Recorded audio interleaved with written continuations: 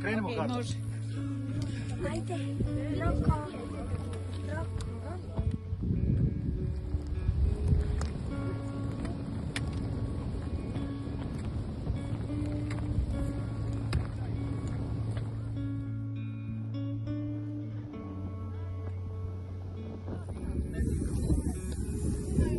Oni su probijali ovu cestu kod mi sad idemo.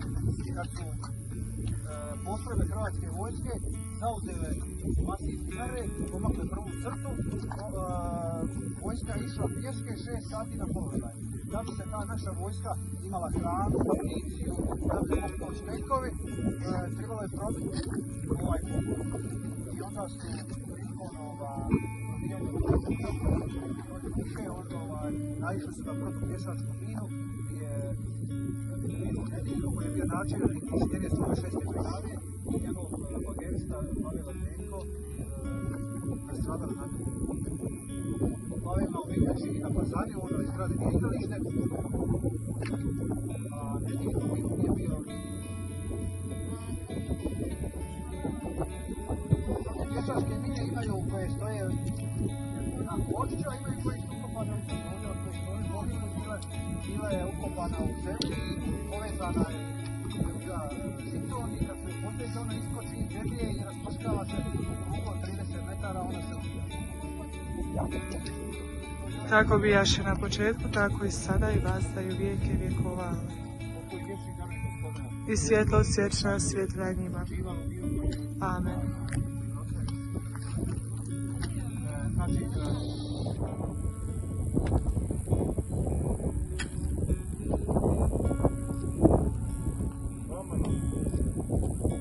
nalazimo se kod planiranskog skloništa Vjetar s Dinare, a ovdje inače ove brdašce malo, ono se zove Goveđa kosa. To je u Domovinskom ratu bilo četnička kota. Danas se to na televiziji, vi ćete čuti da su to pobunjeni Srbi, ali ja ću vama govoriti kako smo mi u ratu govorili. Da su tu bili četnici. I oni su odavde pucali, a mi smo krenuli, naše postrojbe kad su krenule u zauzimanje ovog cijelog masiva Dinare, koji još nama ima skroz u Bosnu, išlo se 6 sati pješke i nosilo se i hrana za jedan dan, i voda, i municija, i bomba, i sve se to nosilo, a bilo je toliko hladno i bila je zima. Sama operacija zvala se Zima 94. Po noći je bilo minus 15 do 20. I ta voda koju smo imali u torbama, se zvala. Možete zamisliti kako je bilo ići u WC u tim. I tu se izdržalo jedan dan i onda je druga stvar. A ovdje jer je ovdje djela prostora bila jedna kao mala kisura značima, oni su došli iza i nismo imali pomaknuti liniju. Onda tek kad smo zauzeli ovaj drugi dio Dinare, došao je naš tank tu u Lješnić goru, ovdje iza njih, i kad je došao tank i počeo pucati na njih, onda su ono utekli dole. Vraće dolazi, svi to vidimo. I onda smo mi sad kad smo zauzeli cijeli masiv Dinare, došli su naše snage gore na Antića glavu, sa Antića glavi se vidi fronta i sve, i to je onda bilo samo pitanje dana.